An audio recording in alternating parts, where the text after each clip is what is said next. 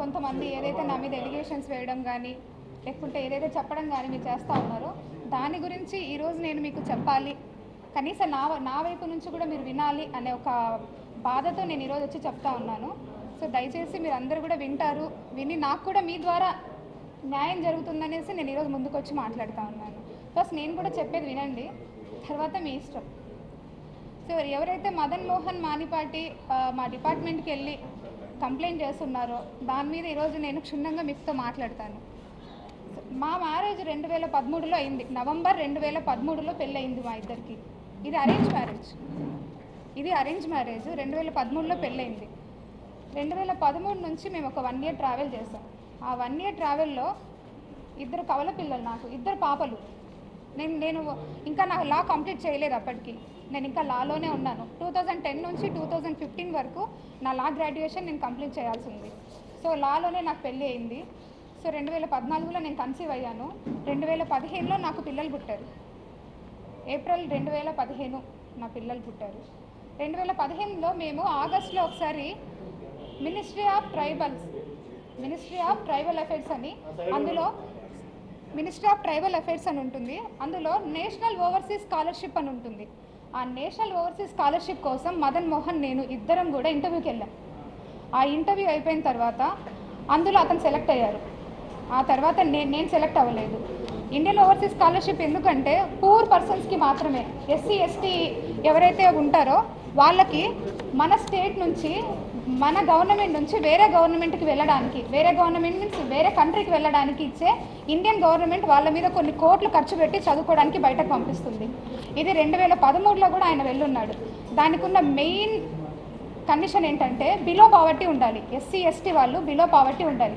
అప్పటికే Madan Mohan Manipati central government employee అయినా కూడా ఇంటర్వ్యూకి వెళ్ళాడు నా కోసము. అప్పటికి నేను ఇంకా లా అప్పుడప్పుడే కంప్లీట్ అయినా ఫైనల్ ఇయర్ స్టూడెంట్స్ కూడా అందుకే నేను అప్లై చేస్తున్నా. నేను పోయినాను, నేను సెలెక్ట్ కాలే, ఆయన సెలెక్ట్ అయినాడు. అప్పటికే Madan Mohan Manipati already central government employee, assistant director. So that అది సెలెక్ట్ అయిన తర్వాత ఆ రోజు నుంచి within 2 years of span of టైంలోనే మనం యూఎస్కి ఫ్లై అవ్వాలి, ఎవరైతే కనుక ఎగ్జామినేషన్ పాస్ అయి ఉంటారో. ఆ ప్రాసెస్లో నన్ను పెట్టిన మెంటల్ టార్చరు ఇంకెవ్వరు ఏ అమ్మాయి పడి ఉండదు. నేను చెప్తా ఉన్నా, భార్యగా నేను కాపురం చేశాను కాబట్టి నేను చెప్తా ఉన్నా, మీరెవ్వరు కూడా తెలియదు కాబట్టి మీరు కనీసం వినండి నా వైపు నుంచి. 2016లో ఈ ఎంటైర్ పాన్ ఆఫ్ ద ఎపిసోడ్లో 2016లో నాకు ఖచ్చితంగా ఆయన విడాకులు పత్రం రాశాడు. నేను కూడా రాసిచ్చాను ఆయనకి. ఆ పత్రం మీరు అడగండి, ఇస్తారు ఆయన మీకు. 2016లో మేము ట్రైబ్స్, నేను ఎస్టీ ఎరుకల, ఆయన కూడా ఎస్టీ ఎరుకల, మా ప్రకారంగా మేము రాసుకున్నాం. మా అమ్మ మా నాయన, ఆయనకంటే ఎవ్వరూ లేరు. వాళ్ళమ్మ ఉన్నారు కానీ ఆవిడ కొంచెం మెంటల్లీ సరిగా ఉండరు ఆవిడ. సో ఆయనకంటే ఎవరూ లేరు. వాళ్ళ చుట్టాలు ఉన్నారేమో ఆయన అడగండి. నా ఇంటికి ఏ రోజు ఎన్నడూ రాలే, కానీ నా పెళ్ళి మాత్రం పెద్దలకి అందరూ వచ్చి చేస్తున్నారు, తలా ఒక చేయొచ్చి చేస్తున్నారు. తర్వాత ఎవరు పట్టించుకోలే. నేను ఎంతోమంది దగ్గర పోయి చాలా మొర పెట్టుకుని ఎవరు పట్టించుకోలే, అయిపోయింది. 2016లో విడాకులు ఇచ్చేసినాడు, అయిపోయింది. తర్వాత ఆయన ఎవరో దూరం చుట్టం ఏం కాదు, దగ్గర చుట్టం అవ్వడం వల్ల పిల్లల కోసం మా అమ్మ ఖచ్చితంగా వచ్చేవాడు, పిల్లల్ని చూసుకునేవాడు. నేను అశోక్ నగర్లో ఒక చిన్న రూమ్లో జేసీజే కోచింగ్కి జాయిన్ అయ్యాను. జేసీజే కోచింగ్ దిగ్విజయ్లో జాయిన్ అయ్యాను. నేను చదువుకుంటా ఉన్నా, జూనియర్ సివిల్స్ ఎగ్జామినేషన్కి నేను చదువుకుంటా ఉన్నా. నా తిండి నేను తింటా ఉన్నా, నా ప్రాక్టీస్ నేను చేసుకుంటా ఉన్నాను. నేను ప్రాక్టీస్ చేసిన నా సీనియర్స్ కూడా, నేను వాళ్ళ పేర్లు చెప్పాల్సిన ఇప్పుడు బాగోదు, బట్ నేను 2 కోర్టులలో ప్రాక్టీస్ చేసేదాన్ని. ఒక రైల్వే కోర్టులో ప్రాక్టీస్ చేసేదాన్ని, సికింద్రాబాద్ కోర్టులో కూడా ప్రాక్టీస్ చేసేదాన్ని. 2 సీనియర్స్ దగ్గర నేను ప్రాక్టీస్ చేసుకుంటూ నేను చదువుకుంటూ నా బ్రతుకు నేను బ్రతికిన. 2018 నోటిఫికేషన్లో ఏపీపీఎస్సీ గ్రూప్ 1 బ్యాక్లాగ్ వేకెన్సీ, ఆ బ్యాక్లాగ్ వేకెన్సీలో నేను ఎగ్జామ్ రాశాను. అప్పుడు నేను జేసీజీ ఎగ్జామ్ రాశాను, at the same time APPSC exam కూడా రాశాను. 2 ఎగ్జామ్స్లో జేసీజీ 0.34 మార్క్స్ ఇంటర్వ్యూ పోయింది. ఏపీపీఎస్సీ వాళ్ళు బ్యాక్లాగ్ వేకెన్సీ కాబట్టి ఇంటర్వ్యూకి పిలిచారు. నాకు దేవుడి దయ వల్ల ఉద్యోగం వచ్చింది. 2019లో మదన్ మోహన్ మానిపాటి ఇండియా నుంచి యూఎస్కి ఫ్లై అయిపోయాడు. 2020లో నాకు ఉద్యోగం వచ్చింది. 2020 ఉద్యోగం వచ్చిన 2 నెలలు 3 నెలలు ఆ ట్రైనింగ్ పీరియడ్లో ఆయన యూఎస్లో ఉండగానే కోవిడ్ వచ్చింది. సో దట్ కోవిడ్ వల్ల మళ్ళీ రిటర్న్ వచ్చారు ఆయన. రిటర్న్ వచ్చిన తర్వాత మాకు కూడా కోవిడ్ వల్ల ట్రైనింగ్ మధ్యలో ఆపేసి ఇంటికి పంపినారు ఒక 1 month. తర్వాత మేలో నా first posting Visakhapatnam, very complicated area. ఆ విషయం మీ అందరికీ తెలుసు. అయినా కూడా ఫ్రెషర్ని తీసుకుపోయి ఆడేసినారు. అప్పుడున్న గవర్నమెంట్ కానీ ఏదన్నా కానీ ఆ గవర్నమెంట్లో మేము వచ్చున్నాము. సో సో దట్ మేము దానివల్ల మంచిగానే పోస్టింగ్ అనేసేసి ఎగురుకుంటా పరిగెత్తుకుంటా పోయి 1000 మైళ్ళు హైదరాబాద్ నుంచి విశాఖపట్నం 1000 మైళ్ళు ప్రయాణం చేసి పోయినాం ఉద్యోగం చేసినాము. అందుకే అప్పటికే జ్యుడిషియరీలో ఉన్నాము, ప్రాక్టీస్ చేస్తున్నాం, వెల్ఫెడ్జ్గా ప్రాక్టీస్ చేస్తున్నాం కాబట్టి ఉద్యోగం బాగానే చేసిన. నాకు తెలిసి నేను ఒక గజం భూమి కూడా విశాఖపట్నంలో ఎప్పుడు వదలలేదు, నిజంగా చెప్తా ఉన్నా. మీరు అట్లాంటిది ఏదైనా ఉంటే నా ప్రొఫెషనల్ లైఫ్ కూడా మళ్ళీ మాట్లాడతాను నేను. అదే మూమెంట్లో 2020 ఎండింగ్లో, అందుకంటే ముందు సుభాష్ గారు అనేసి ఎవరైతే ఇప్పుడు జీపీ రెవెన్యూ అని మా ఎక్స్ జీపీ ఉన్నారో ఆయన నాకు పరిచయం అయ్యారు. ఆ మూమెంట్లో వైజాగ్లో చిన్న ఇన్సిడెంట్ కూడా జరిగింది, మీడియా అందరికీ కూడా తెలిసిందే. పుష్పవర్ధన్ అనే నా కొలీగే, కాకపోతే ఏంటంటే వచ్చి కూర్చున్న సీటు సుపీరియర్ సీట్లో కూర్చున్నారు. ఆయన కార్ పంపించి నువ్వు డిన్నర్కి రామ్మా అని పిలిచినాడు. ఎందుకంటే ఎవరు లేడు కదా, నాకు నేను ముందు వెనక ఎవరు లేరు కాబట్టి రామ్మా అంటే నువ్వు ఎవడరా నన్ను వచ్చేదానికని పోయి వాడి మీద ఇసుక పోసిన కరెక్టే, అది మీ అందరికీ తెలుసు. ఎందుకు పోసినా మీ అందరికీ కూడా తెలుసు. సరే అయిపోయింది. ఆ మూమెంట్లో నాకు చెయ్యి పట్టుకొని నడిచిండు సుభాష్. నా పర్సన్స్ అన్నీ ఆయనకు చెప్పిన, ఆయన పర్సన్స్ అన్నీ నాకు చెప్పినారు. సో మేమిద్దరం ఇష్టపడే పెళ్ళి చేసుకున్నాం.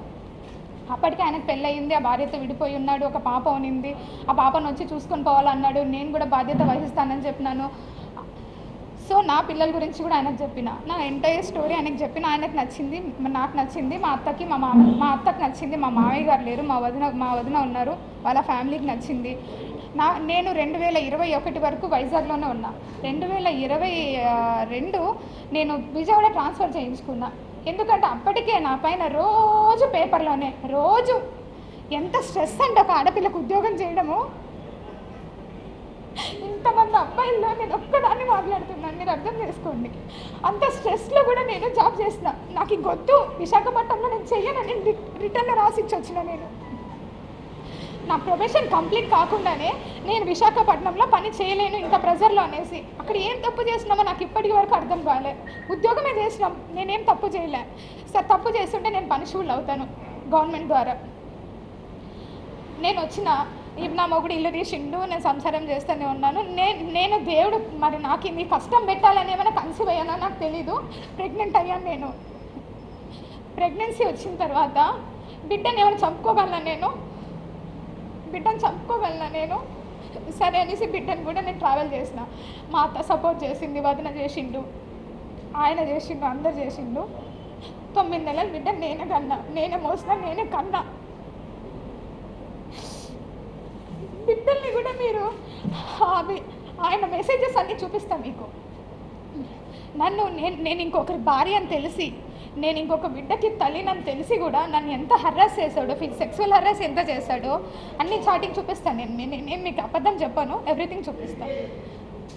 ఈ 2000 అయిపోయింది. యూఎస్ నుంచి రిటర్న్ వచ్చాడు మదన్ మోహన్ మానిపాటి. రిటర్న్ వచ్చిన తర్వాత కూడా నేను చెప్పిన, బిడ్డ ఇది అనేసి వచ్చిన వెంటనే విశాఖపట్నం వచ్చాడు తన బిడ్డల్ని చూసుకునేదానికి. ఇదే అండి అనేసి బిడ్డను తీసుకొని చూపించినాను కూడా నేను అతనికి. చూపించిన తర్వాత అతను చాలా మెంటల్గా స్ట్రాంగ్గా ఫిక్స్ అయిపోయాడు. అంత జరిగింది. తర్వాత నేను ఎందుకు అడిగినానంటే, సుభాష్ అప్పటికే సుభాష్కి తెలుసో తెలియదని నాకు తెలీదు. ట్రైబల్లో ఎప్పుడు కూడా మేము రాసుకున్నాం విడాకుల ఒప్పందం. నేను ఆయనకు రాసిచ్చిన, ఆయనకు నాకు రాసిచ్చిండు. నేను అది కూడా చెప్పిన ఆయనకి. లేదు లీగల్గా కూడా తీసుకో అన్నారు. సరే అనేసి నేను మదన్ మోహన్ మానిపాటిని అడిగిన. సరే అనేసి ఇద్దరం కలిసే డాక్యుమెంట్ చూపిస్తా, ఇద్దరం కలిసే మేము విశాఖపట్నం కోర్టుకి అప్రోచ్ అయినాం. విశాఖపట్నంలో ఫైల్ చేసినాము, ఏప్రిల్ మంత్లో ఫైల్ చేసినాము. ఆ ఫైల్ చేసిన దానికి గాను ఇద్దరి మధ్యన ఒక అండర్స్టాండింగ్ మీద కొన్ని ఎంఓయూలు కూడా రాసుకున్నాము. పిల్లల విషయము, తర్వాత ఇల్లు విషయం, ప్రాపర్టీల విషయము, బంగారం విషయము, కార్ విషయము, ఎవ్రీథింగ్ రాసుకున్నాము. సరే ఇంత జరిగింది, ఇంత బాగానే ఉంది. మదన్ మోహన్ మానిపాటికి సడన్గా మరి ఏమైందో తెలియదు. అంతకంటే ముందు నుంచే అతని మనసులో ఉన్న అనుమానము, మీ పేపర్లో ఏదైతే పెట్టాడో ఈ అనుమానం అంతటి కారణము డబ్బు. ఆ డబ్బు నన్ను 30 కోట్లు నేను సంపాదించి ఇచ్చేంత అర్హత కానీ లేకుంటే ఉద్యోగం కానీ నా దగ్గర లేదు. నా ఉద్యోగము 58,000 ఈరోజు జీతం నాది. 35,000 కార్ అలవెన్స్ ఇస్తారు ఒక అసిస్టెంట్ కమిషనర్కి. మీకు జీతం కూడా చెప్పాలి. నేను డిపార్ట్మెంట్కి వచ్చినప్పుడు నేను బెగ్గర్ని కాదు, ఐఎమ్ నాట్ ఏ బెగ్గర్. నా దగ్గర నేను మరి బట్టలకు కూడా లేకుండా రాలేదు డిపార్ట్మెంట్కి. నేను అప్పటికి ఫుల్ ఫ్లెడ్జ్గా ప్రాక్టీస్ చేసిన.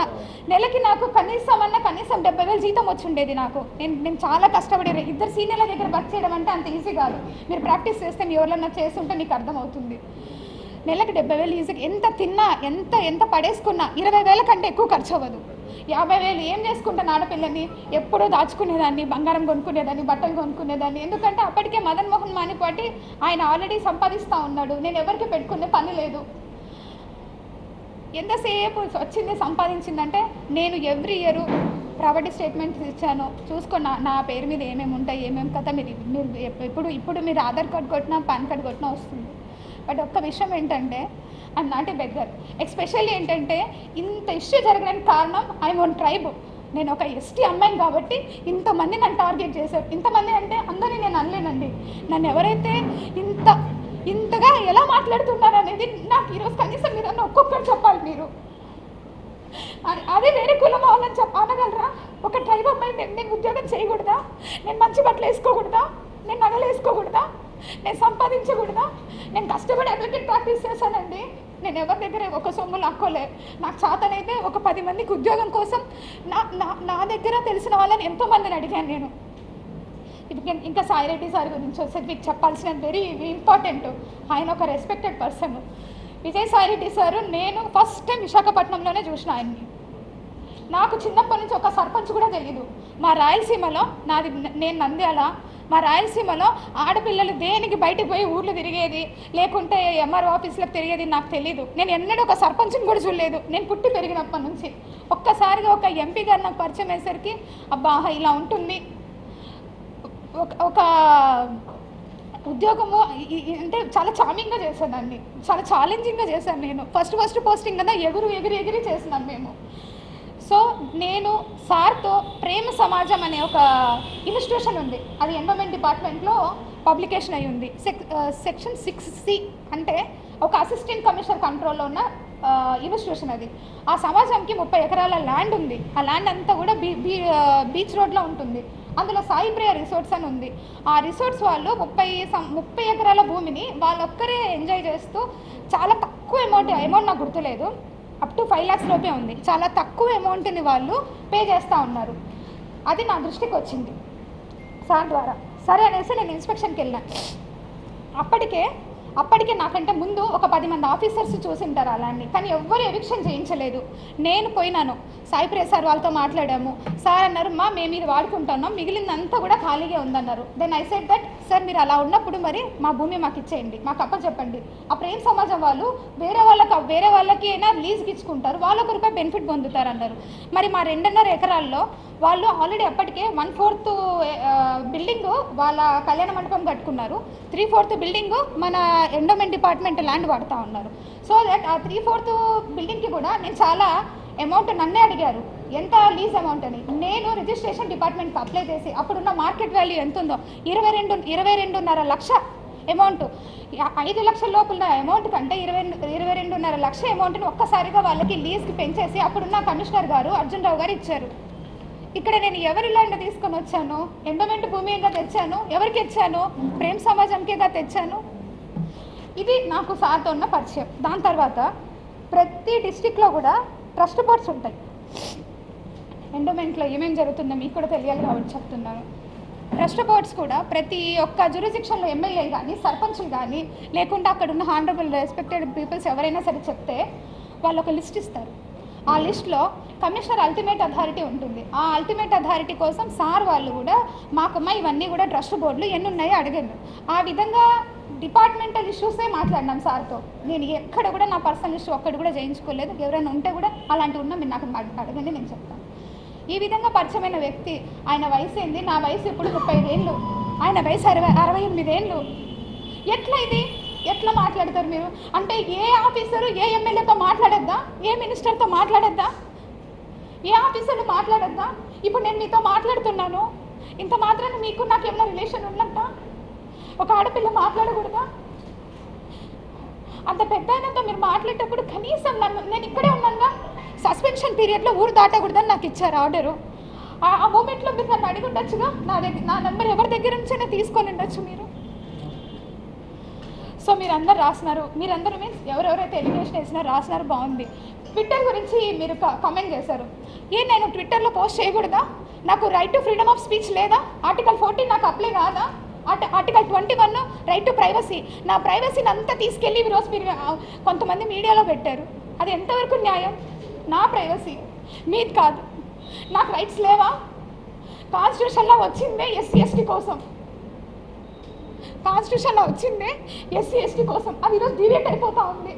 ఒక గవర్నమెంట్ ఆఫీసర్ మాట్లాడకూడదా? మేము ఏం తప్పు మాట్లాడుతున్నాను? నేను ఏమన్నా ప్రొఫెషనల్ ఏమైనా తప్పు చేశానా? నేను నిజంగా ఆంధ్రజ్యోతి పేపర్ రాశారండి, 100 కోట్లు రాశారు ఆంధ్రజ్యోతి పేపర్, నేను సంపాదించిందని 100 కోట్లు మీరు ఈరోజు రాసినందుకు మదన్ మోహన్ వాణిపాటి నన్ను 75 కోట్లు అడిగాడు. నేను ఏడికి వెళ్ళి కావాలా? నా ఉద్యోగ కాలం ఎంత? 4 ఏళ్ళు డిపార్ట్మెంట్కి వచ్చి నేను ఎట్లా సంపాదిస్తాను? మీరు చెప్పండి ఇక్కడ ఉందనేసి. నేను రెడీ, నేను రిజైన్ చేస్తా, పోనీ నన్ను తీసుకెళ్ళి జైల్లో పెట్టండి. ఏంటిది ఇదంతా? ఉద్యోగం చేయొద్దా? నేను కాదండి, ప్రతి ఒక్క గవర్నమెంట్ ఆఫీసర్ సఫర్ అవుతున్నారు. ఉమెన్ గవర్నమెంట్ ఆఫీసరు, మీకేం తెలుసు ఎన్ని హరాస్మెంట్స్ జరుగుతుంటాయో మాకు. పొద్దున్న లేయాలా, వంట చేసుకోవాలా, పిల్లల్ని చూసుకోవాలా, పరిగెత్తాలా, ఉద్యోగం చేయాలా. నా ర్యాంకు, నాది గస్టెడ్ ఆఫీసర్ ర్యాంకు. ఎన్ని బర్డెన్స్ ఉంటాయి.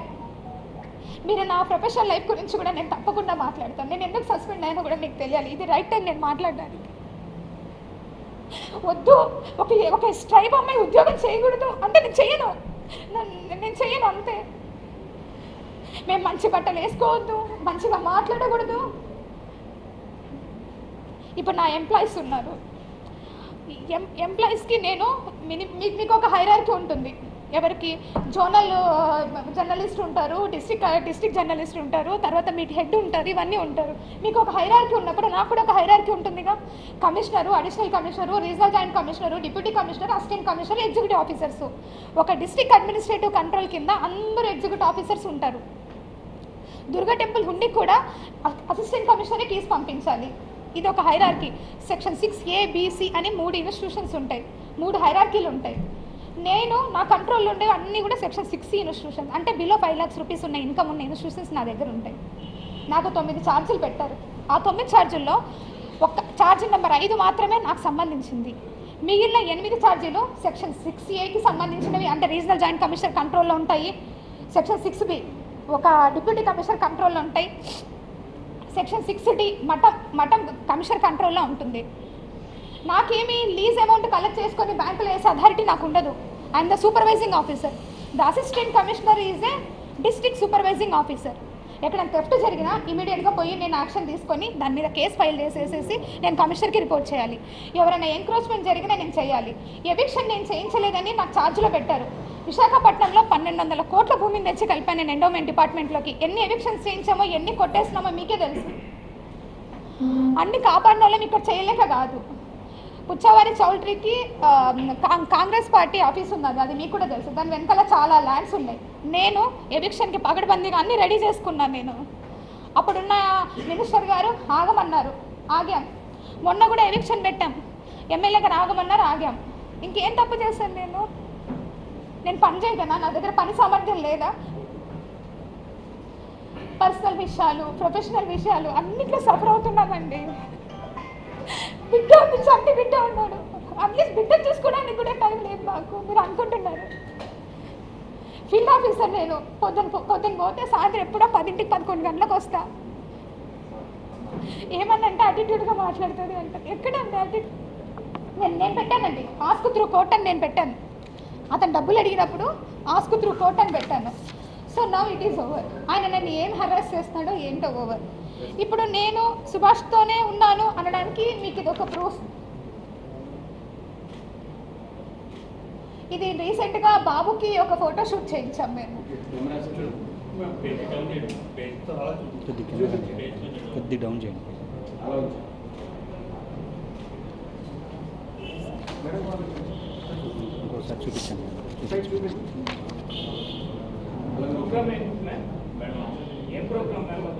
ఇది బేబీ ఫోటోషూట్ చేయిస్తాం కదా అది.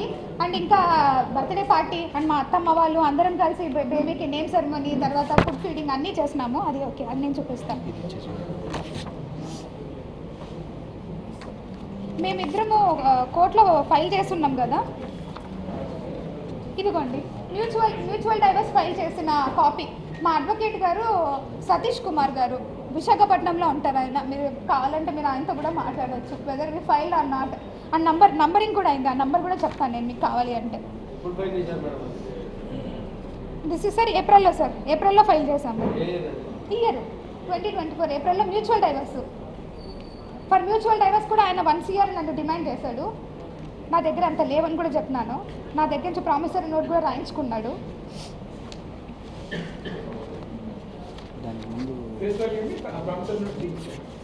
2 years కదా sir promissory note, face value 2 years. మీకు తెలిసిందే 50 lakhs రూపీస్.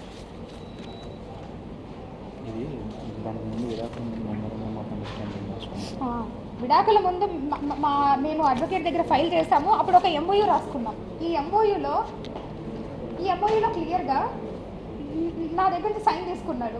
బేబీ నా బేబీ కాదు, నువ్వు సెకండ్ పార్టీ అంటే ఎవరైతే వేరే పార్టీతో నువ్వు బేబీని కన్నావు అని రాయించుకున్నాడు. నేను రాశాను, ఎందుకంటే నేను తప్పు చేయలేదు కాబట్టి నేను ఒప్పుకొని నిజం రాశాను ఇందులో.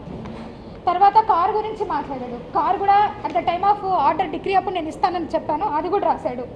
తర్వాత పిల్లల జ్యుడిషియల్ కస్టడీ గురించి రాశాడు. ఒక పాప నేను చూసుకునేలాగా ఫైనాన్షియల్ అసిస్టెన్స్. కానీ ఇద్దరు కవల పిల్లలు కాబట్టి విడగొట్టలేను కాబట్టి ఇద్దరిని ఒక చోట పెట్టాలి. నా డిమాండ్ అదే ఉండే ఆయన దగ్గర. నేను డిమాండ్ చేసిందల్లా పిల్లల కోసమే, ఒకటి వాళ్ళిద్దరు కూడా ఒకే చోట ఉండాలని డిమాండ్ చేశాను.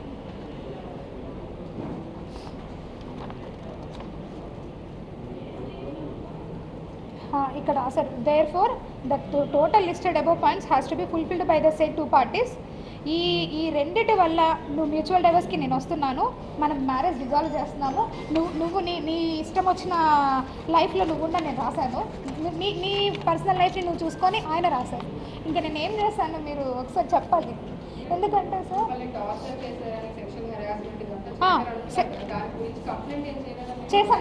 చేశాను నేను మదన్ మోహన్ పైన. ఇది కాదు సార్, ఇక్కడ ఉన్నాయి.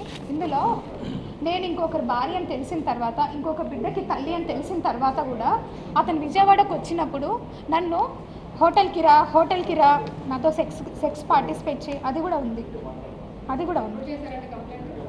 నేను నా డిపార్ట్మెంట్కి వెళ్ళొచ్చిన తర్వాత వెళ్ళాను, పోలీస్ స్టేషన్కి వెళ్ళాను. నన్ను మెంటల్గా హరాస్ చేస్తున్నారు అని చెప్పాను. ఇంత మొత్తంలో ఇదంతా స్టోరీ నేను కోర్టు ద్వారా వెళ్ళుండొచ్చు. ఎందుకంటే నేను కూడా ఒక లీగల్గా ఒక అడ్వకేట్ని, నా education background BA LLB. So అందు గురించి నేను ఎందుకు అతని మీద క్రిమినల్ కేసు ఎప్పుడు ఫైల్ చేయలేదంటే, నాకు ఆల్రెడీ విడాకుల పత్రం రాసిచ్చేసినాడు. ఎందుకు రాసిచ్చేసినాడంటే section 498 it's criminal offence for matrimonial ఇష్యూస్లో మీకు అందరికీ కూడా తెలిసింది. అది కనుక ఒకసారి ఫైల్ అయిపోతే ఎట్టి పరిస్థితుల్లో పాస్పోర్ట్ రాదు, ఎట్టి పరిస్థితుల్లో వీసా కూడా రాదు. కాబట్టి ఆయన ముందుకు వచ్చి ఆయననే రాసిచ్చినాడు. ఎందుకంటే ఆయన అమెరికాకు పోవాలి కాబట్టి. ఈ అమెరికాకు పోయింది కూడా ట్రూగా ఇల్లీగల్. అది నేను కంపల్సరీ సెంట్రల్ గవర్నమెంట్కి నేను కూడా లెటర్ పెడతాను. ఎలా పోయినారు, ఇండియన్ గవర్నమెంట్ ఒక మనిషి మీద 2 కోట్లు పెడుతుంది ఇన్వెస్ట్మెంట్ పెట్టి చదివించి పంపిస్తుంది. పోయి చదువుకొని వచ్చిన తర్వాత మళ్ళీ వాళ్ళు ఇక్కడ వచ్చి ఆ 2 నెలలు ఉద్యోగం చేయాలి. అది ఓన్లీ బిలో పావర్టీ లైన్కి, మనలాగా గవర్నమెంట్ ఉద్యోగాలు చేసే వాళ్ళకి కాదు. నన్ను ఇంత హరాస్మెంట్ చేస్తున్నాడు, మెంటల్ హరాస్మెంట్, ఫిజికల్ హరాస్మెంట్ అడుగుతా ఉన్నాను. నన్ను కొట్టి నా ఒళ్ళు బొద్దు పడిపోయింది అతను చేసిన హాస్టల్కి.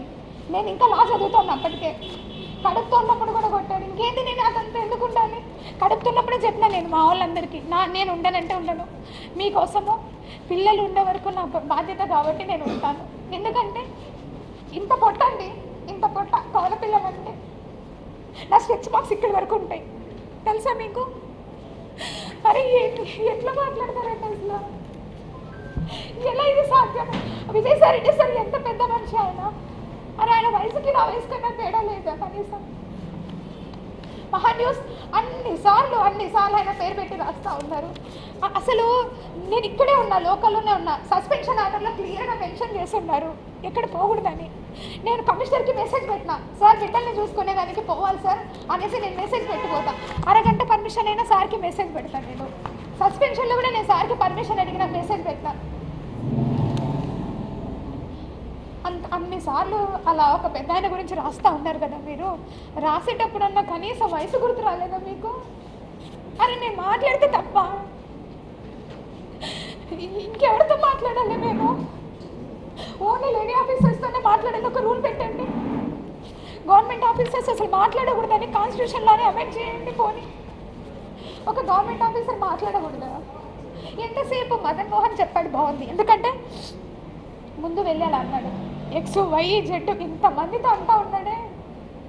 నేను అలా ఎలా నేను మనిషినండి, ఉనండి. ఇష్టపూర్వకంగా నేను ఒక మనిషితో ట్రావెల్ చేసే హక్కు నాకుంది.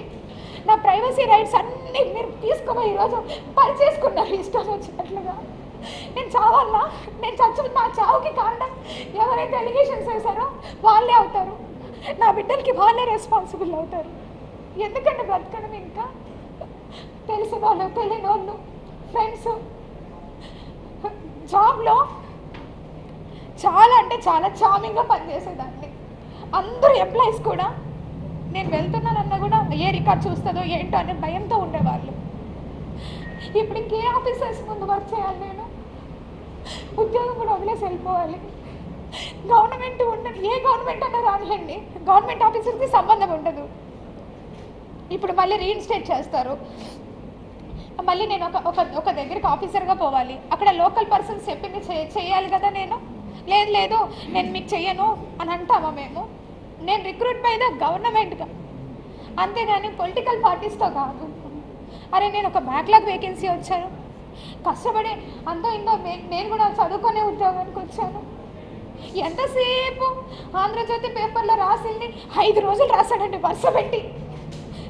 నన్ను అడగండి, నేను ఈరోజు వచ్చాను కదా, ఎన్ని కోట్లు సంపాదించాను అడగండి. ఇంతమంది మీడియా ఉన్నారు, ఇది న్యాయంగా అనిపిస్తుందా మీకు? ఒక ఆడదాన్ని ఇంతగానో వేధిస్తూ ఉన్నారు. అరే మీకు వరుస లేదు, ఏజ్ లేదు, ఎవరితో పడితే వాడితో అని మాట్లాడుతున్నా కూడా ఒక్కరు ఖండించలేదు అంటే మీరు? నేను అడుగుతాను, ఇంతమంది అబ్బాయిని ఇదే మీ ఇంట్లో ఆడబిడ్డకి ఎవరికో జరిగితే ఊరుకుంటారా?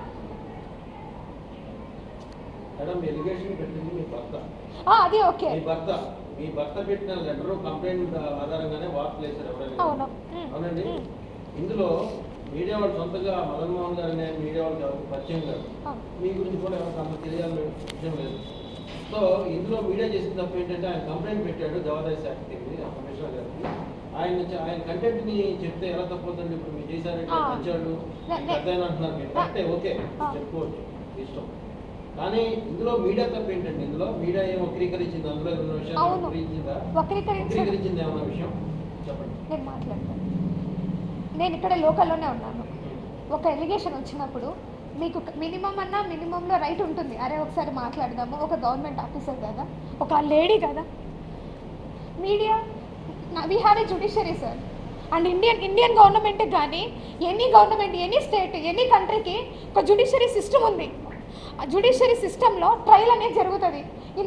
పోలీస్ సిస్టమ్ ఉంది, పోలీస్ సిస్టంలో ఇన్వెస్టిగేషన్ జరుగుతుంది. ఇక్కడ ఇన్వెస్టిగేషన్ అంతా నాకు ఈరోజు ఎవరైతే ఎలిగేషన్స్ చేశారో వాళ్ళ మీదే. ఎలిగేషన్లా చూపించలేదు. మీరు కామా చూపించడం వేరు, ఫుల్ స్టాప్ చూపించడం వేరు.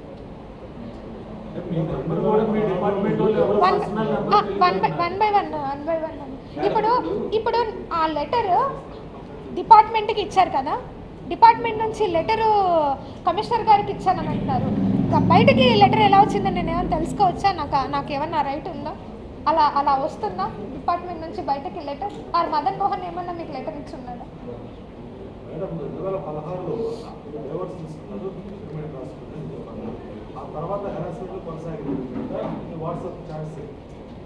ఇల్లీగల్ బేబీ మీ హస్బెండ్ ఎవరైతే అన్నారో అతను వాట్సాప్ చాట్స్లో మీకు ఇంత హెరాస్ చేసి ఇబ్బందులు పడుతూ ఉన్నప్పుడు లీగల్గా అతనిపై ఎందుకు యాక్షన్ తీసుకోలేదు? ఈ రోజు వరకు కూడా కంప్లైంట్ చేశారా? చేశాను సార్. ఎప్పుడు అంటే ఇన్ని రోజులు నా ఇద్దరు బిడ్డల కోసమే నేను అతన్ని అడుక్కొని ఎందుకంటే ఇద్దరు ఆడపిల్లలు సార్. నాకు ఒక బిడ్డలు ఉంటే సరే ఒక షర్ట్ ఒక ప్యాంట్ వేసి వదిలేసి ఉండొచ్చు. ఆ ఇద్దరు ఆడపిల్లల కోసం వద్దు నువ్వు ఆగు, ఎందుకంటే నేను నీకు ఎన్నోసార్లు బతిలాడాను, దానికి తోడు నువ్వు ఎన్నో తీసుకున్నావు మా దగ్గర నుంచి అని అడిగిన. ఇప్పటివరకు ఆయన బయటకు పోలే, ఎప్పుడు కూడా బయటకు పోలే. అన్నీ ఒప్పుకొని మ్యూచువల్ డైవర్స్కి వచ్చి సంతకం పెట్టినాడు. ఎప్పుడైతే మరి ఆయన్ని ఎవరు ప్రొవోక్ చేశారో నాకు తెలీదు. వెంటనే డిపార్ట్మెంట్కి వెళ్ళి కంప్లైంట్ పెట్టాడు. దెన్ నా పేషెన్సీ పోయింది సార్. ఇంకా నా బిడ్డల్ని ఆయన బయట పెట్టాడు అంటే నన్ను పెడితే నా బిడ్డల్ని పెట్టినట్టే. ఇంకా నాకు కూడా మనసు ఇంకెలా ఉంటుంది మీరు ఆలోచించండి. సో దట్ నేను ఇంకా వెళ్ళి ఇమీడియట్గా వెళ్ళాను సార్. రాత్రి 10:30కి దిశ పోలీస్ స్టేషన్కి వెళ్ళిన నేను లాగిన్ చేసి వచ్చాను నా కంప్లైంట్ని.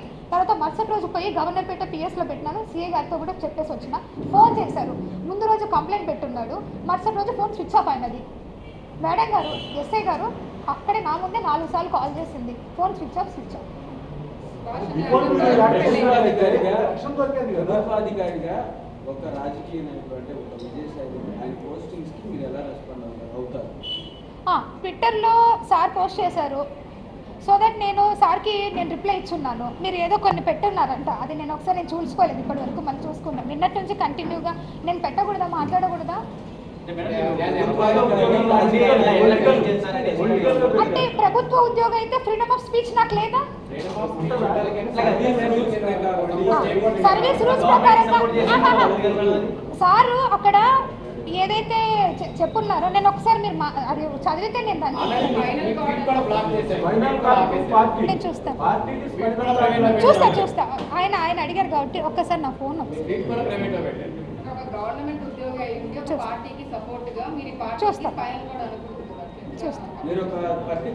చూస్తాను సార్. నేను ఒక్కసారి ఇప్పుడు మీ ముందే ఒకసారి ఓపెన్ చేస్తాను.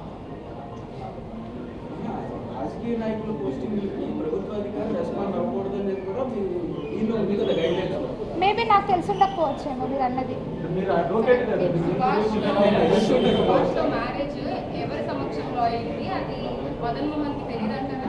మదన్ మోహన్కి తెలియదండి, తెలీదు. మదన్ మోహన్ తెలీదు. లేదు, నేను మ్యూచువల్ డైవర్స్ ఫైల్ చేశాం కదా సార్.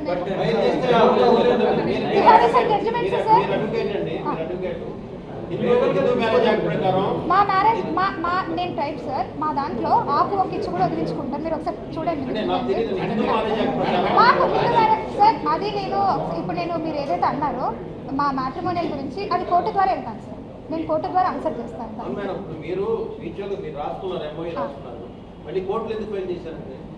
నేను చెప్పేటప్పుడే కన్క్లూజన్లో చెప్పాను సార్. కోర్టుకి మ్యూచువల్ ఎందుకు వెళ్ళాల్సి వచ్చింది అనేది కూడా చెప్పాను నేను.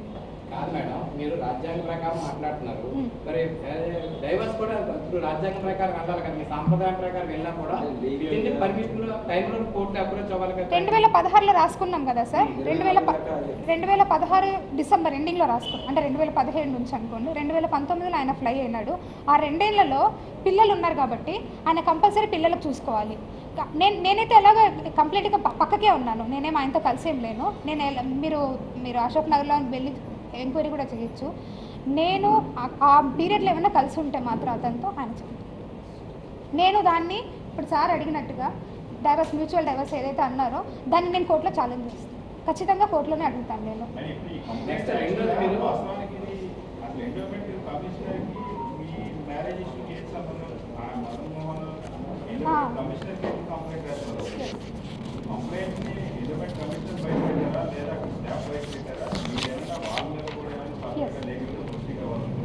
Yes sir.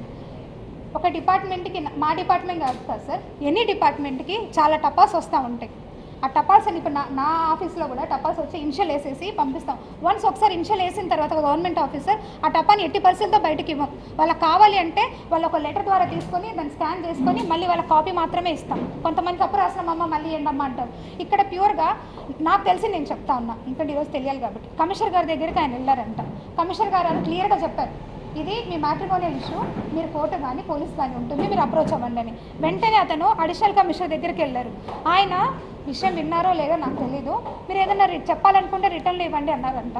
సో దట్ అందుకే రిటర్న్లో ఇచ్చారనేసి నాకు వేరే వాళ్ళ ద్వారా తెలిసింది. కానీ ఎవరిచ్చినా సరే డిపార్ట్మెంట్ నుంచి బయటికి పోకూడదు. దాని మీద నేను క్రిమినల్ యాక్షన్ అడుగుతాను. నేను ఖచ్చితంగా సైబర్ క్రైమ్లో నేను అడుగుతాను. ఎందుకంటే ఆ లెటర్ని అలా బయటికి ఇష్యూ చేయడం అనేది ఖచ్చితంగా ఒక గవర్నమెంట్ సెక్టర్కి రూల్స్కి అగెనెస్ట్ అది. ఎందుకంటే మీరు అనొచ్చు ఎన్నో వస్తుంటే ఆర్డర్ కాపీస్. ఆర్డర్ కాపీ ఎప్పుడు వస్తుందంటే ఆఫ్టర్ డిజిటల్ సైన్.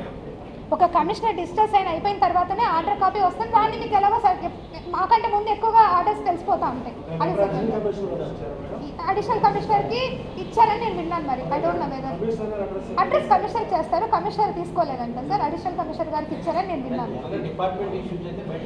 రాకూడదు. Yes sir. ఎస్ అయినా సార్ ఆయన ఎగ్జాక్ట్ కాదు సార్. ఆయనకు నా మీద ఇష్యూ ఉంటే ఖచ్చితంగా he have a judiciary, he must be approach to judiciary. ఎందుకంటే ఆల్రెడీ నువ్వు ఒక జ్యుడిషియరీలోనే మనం ఫైల్ చేస్తున్నాం, నువ్వు మళ్ళీ అదే పోవాలి కదా. నువ్వు మళ్ళీ ఇదంతా క్రియేట్ చేయడానికి కారణం ఏంటంటే దేవాదాయ అది నాకు తెలియదు సార్ అంటే మీరు ఆ లెటర్ పూర్తిగా చదివితే ఉంది కదండి, అది ఎలాంటి దేవాదాయ శాఖలో ఎక్కడో లేదో అమ్మా అనైతికల్ పర్సన్స్ Yes. డిపార్ట్మెంట్ అలా అది అడిగినాడు సార్ లాస్ట్లో అడిగినారు sir. I humbly request the endowments office, please put up inquiry, let me know who is the real father. I'm wondering being such a scared and hostic endowment department. Okay, ikkada inquire and let me know who is the father. This is job to the judiciary. The job is by the judiciary.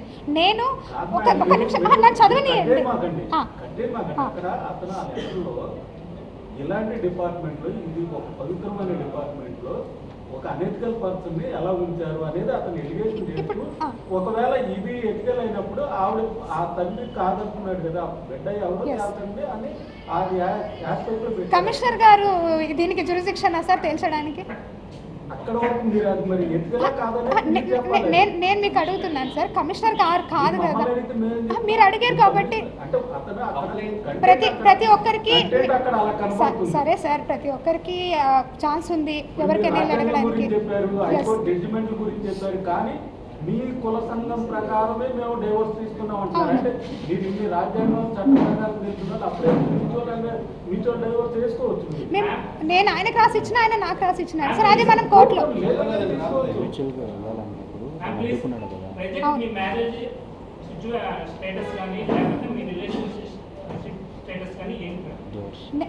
మేమిద్దరం divorce మెంటల్లీగా ఫిజికల్గా ఒక only నేను already ఇప్పుడు మీకు చూపించాను కదమ్మా, 2016 నుంచి నేను నీతో సంసారం చేయడం లేదు కదా అని నేనే మెసేజ్ పెట్టాను. నెక్స్ట్ నా పిల్లల కోసమే అతను కంపల్సరీ ఉంటాడు, ఎందుకంటే యాజ్ అ ఫాదర్గా అతని మినిమం నీడ్స్ క్లియర్ చేయాలి. అతను నా న్యూ బార్న్ బేబీ నాతో ఉన్నాడు సార్, ప్రెసెంట్ నేనే నా దగ్గర ఉన్నాను. మదన్ మోహన్ కి నా బిడ్డకి ఎలాంటి సంబంధం లేదు. It is very clear. ఆ బాబుకి తండ్రి పోతిరెడ్డి సుభాష్, ఇది వెరీ క్లియర్. ఎస్ మేమిద్దరం చేసుకున్నాం, అఫీషియల్గా కాదు సార్, మేమిద్దరం ఇష్టపడి చేసుకున్నాం. తర్వాత అత్తమ్మ వాళ్ళందరూ అగ్రీ అయ్యారు, ఆ ఫొటోస్ కూడా కావాలంటే. లేదు నేను చేసుకోలేదు రిజిస్ట్రేషన్. నెక్స్ట్ మీరు ఇందాక చాలా చాటింగ్ చేశారు, ఎఫ్బీసీ చాటింగ్ చేశారు నాతో. అవును, మీరు కంప్లైంట్ పెట్టారు, ఏ స్టేషన్లో కంప్లైంట్ పెట్టారు? నేను యాజ్ ఏ ఎంప్లాయీగా మదన్ గారు చేశారని చెప్పారు. ఎస్ సార్, నేను ఎందుకు సార్ ఇందాక అడిగారు ఎందుకు ముందుకు వెళ్ళలేదంటే కేవలం 2 ఆడపిల్లలే సార్. ఆడపిల్లల కోసమే నేను ఈ రోజు వరకు కూడా నేను ఆగాను. ఎప్పుడైతే ఆయన పోయేసేసి డిపార్ట్మెంట్కి లెటర్ పెట్టిన రోజు కూడా నేను ఏం బాధపోలేదు సార్. నాకు తెలియలే అసలు లెటర్ పెట్టి, నాకు వాన్ చేసి వెళ్ళాడు, నేను పోతాను మీ కమిషనర్ మాట్లాడతాను, నీ పరువు తీస్తా అంతు తీస్తా అని.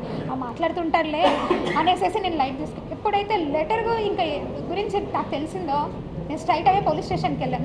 నాకున్న ప్రైమరీ అప్రోచ్మెంట్ పోలీస్ స్టేషన్ కాబట్టి, ఎందుకంటే నాకు అప్పటికే థ్రెటన్ ఉంది, బిడ్డను చంపేయి అని. సో దట్ నేను వెంటనే వెళ్ళాను పోలీస్ స్టేషన్కి. అంతవరకు మీరు ఎందుకు అడగలేదంటే నా దగ్గర సమాధానం నా పిల్లలు కాబట్టి నేను వెళ్ళలేదు. డైవర్స్ విషయంలో కానీ ఎవరైతే భార్య ఉందో భార్యకి భర్త భరణం చెల్లించుకోవాలి, మిమ్మల్ని ఆయన 30 కోట్లు డిమాండ్ చేశారు. 50 లక్షల డిమాండ్ కూడా 30 కోట్లు ఈయనకి ఓన్లీ డెఫినెట్గా 30 కోట్లు ఎందుకు అడుగుతున్నాడంటే అతనికి ఎవ్వరూ లేరు, అతని సంపాదన అంతా కూడా 1 లక్ష రూపాయల జీతం మీదనే. ఆ 30 కోట్లు కూడా విజయసాయిరెడ్డి గారి పేరు పెడితే ఆయన దగ్గర నుంచి నాకు వస్తాయని ఆశతో ఖచ్చితంగా ఆయన రాశాడు. ప్రతి చాటింగ్ లో కూడా విజయసాయిరెడ్డి గారి పేరే రాశాడు. అరే నా పిల్లలు ఉన్నారు సార్, నాకు దేనికి రాయాలి సార్? నేను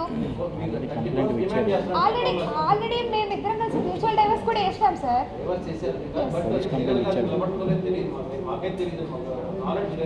దేని మీద సార్? మ్యూచువల్ డైవర్స్ ఫైల్ చేస్తున్నాను సార్ కోర్టులో. సో మీరు ఆయన 30 crores డిమాండ్ చేస్తామనే తప్పు. ఆయన భర్తగా అంటే భర్త అయినా కంపెనీ భర్త చూస్తూ ఉన్నాడు, ఆయన 30 crores డిమాండ్ చేసినప్పుడు మీరు ఎందుకు కేసు పెట్టలేదు? నేను ఎలాగో ఇవ్వలేను సార్.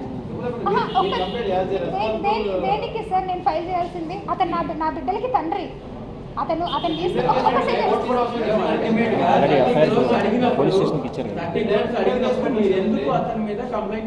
నాకు కంప్లైంట్ చేయాల్సిన అవసరం అనిపించలేదు. ఎందుకంటే అతను నా బిడ్డలకి తండ్రిగా ఉన్నాడు. నేను ఈ రోజు కూడా మదన్ మోహన్ మీద కంప్లైంట్ చేయడానికి నేను రాలేదు. కేవలము ఇంకా ఇది ఎక్స్ట్రీమ్ స్టెప్ అయిపోయిన తర్వాత ఆయన ఇంకా వద్దు అని అనుకున్న తర్వాత నేను ముందుకు వచ్చి నేను మాట్లాడతాను.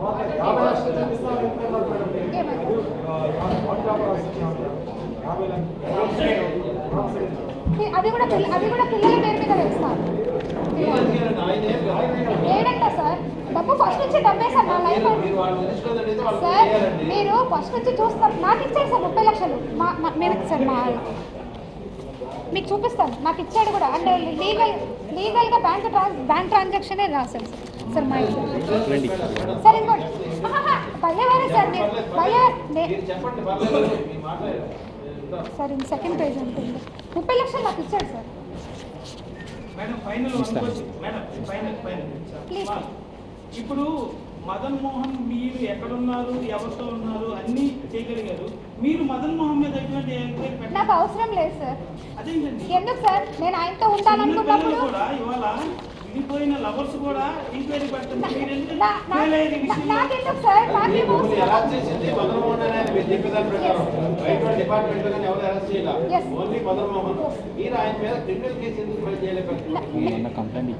నేను మొన్న ఇచ్చాను సార్. ఆయన బయటకు వచ్చి ఇప్పుడు అంతవరకు ఆయన నా గురించి ఏమైనా బయటకు వచ్చాడా?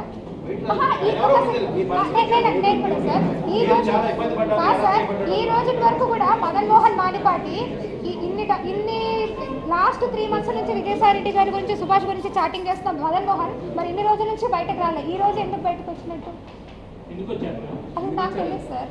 అది నేను ఎలా చెప్పగలుగుతాను? నేను అది ఆయనకే తెలియాలి, వచ్చిన ఆయనకే తెలియాలి.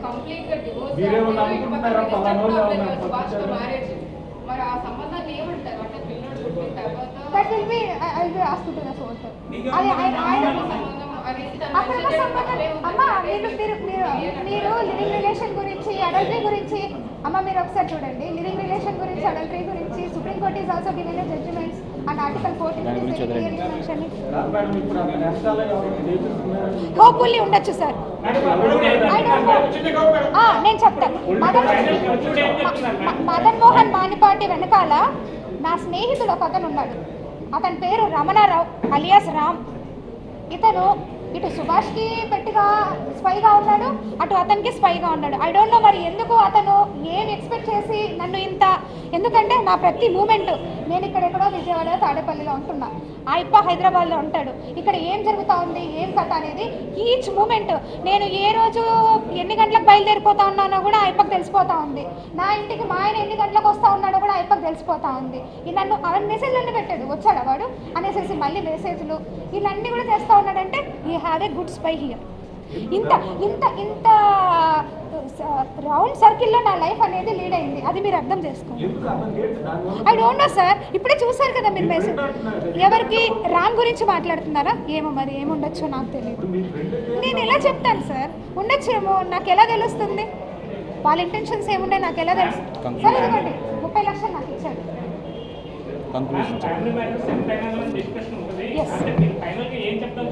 సార్ ఫైనల్గా నేను చెప్పాలనుకుంది ఏంటంటేనండి, మొత్తం కూడా తప్పుడు ప్రచారం జరుగుతూ ఉంది.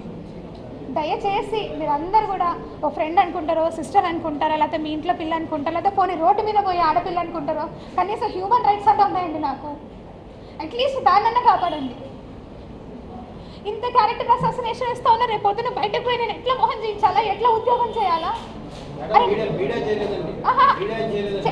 పులిస్ స్టాప్ పెట్టారు, పులిస్ స్టాప్ పెట్టేశారు సార్. మీరే పులిస్ స్టాప్ పెట్టేశారు. విజయసాయి రెడ్డి సార్ ఫోటో ఒక్క నిమిషం.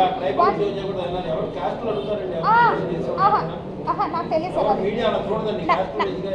నాకు తెలియదు సార్. నేను యాజ్ ఎ ట్రైబ్గా నేను సక్సీడ్గా అయ్యాను నా లైఫ్లో. ఒక ఎస్టీ అమ్మాయిగా నేను చదువుకొని, ఎందుకంటే ఎస్టీలో చాలా తక్కువ మంది చదువుకుంటారు, చాలా బాగా మాకు అన్ని ఫెసిలిటీస్ ఉండవు. అయినా సరే నేను లా గ్రాడ్యుయేషన్ ఫస్ట్ టైం నేను మా కుటుంబం మొత్తంలో ఒక ఆడపిల్ల హైదరాబాద్కి పోయి చదువుకున్న పిల్లలు నేను ఒక్కదాన్ని ఫస్ట్ టైం నేను పోయి చదువుకున్నా. నేను ప్రాక్టీస్ చేసుకుంటేనే, ఇంటర్న్షిప్ చేసుకుంటేనే నేను చదువుకున్నా.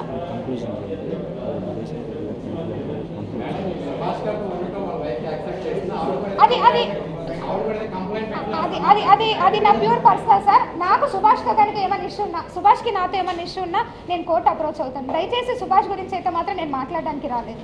ఎందుకంటే నా రిలేషన్ని ఉన్నాయి చూపించాను సార్. నా రిలేషన్ని బ్రేక్ చేసుకోవడం నాకు ఇష్టం లేదు. ఎందుకంటే నాకు ఒక బిడ్డ ఉన్నాడు, బిడ్డకి తండ్రి కావాలి. దయచేసి మీరు అర్థం చేసుకోండి. ఎంటర్ ఎపిసోడ్లో నేను ఒకటే చెప్పాలనుకున్నాను సార్. విజయసాయిరెడ్డి సార్ పెద్ద మనిషి, నాకు ఆయనకి వయసు ఎంత తేడా ఉందో మీ అందరికీ తెలుసు. ఒక తండ్రి లాంటి స్థానంలో ఉన్న ఆయనతో మీరు దయచేసి 2 చేతులు ఎత్తి మొక్తా ఉన్నాను. కనీసము నాలాగా ఒక ఆఫీసర్ ఒక ఎమ్మెల్యే దగ్గరకు మినిస్టర్ దగ్గరకు పోయి మాట్లాడాలన్నా మినిస్టర్లు భయపడేలాగా చేయొద్దు, అట్ ద సేమ్ టైం ఆఫీసర్లు భయపడేలాగా చేయొద్దు. కనీసం ఈరోజు నేను ఏదైనా మహాన్యూస్ ఛానల్ ఇదే మహాన్యూస్ ఛానల్పై కూర్చొని మాట్లాడాలన్నా ఇదే వంశీ గారితో మాట్లాడి నాకు భయంగా ఉంది. అరే దేనికి వచ్చిందో ఈ అమ్మాయి అని క్రియేట్ చేస్తారేమో అని. ఆ క్రియేషన్ దయచేసి మీరు మాకు ఇవ్వద్దు. క్రియేట్ చేసింది మీడియా క్రియేట్ చేయలేదు. మళ్ళీ మీరు అదే మాట్లాడుతున్నారు. మీ హస్బెండ్ నేను అలా అనట్లేదు సార్. సార్ నేను అలా అనట్లేదు సార్.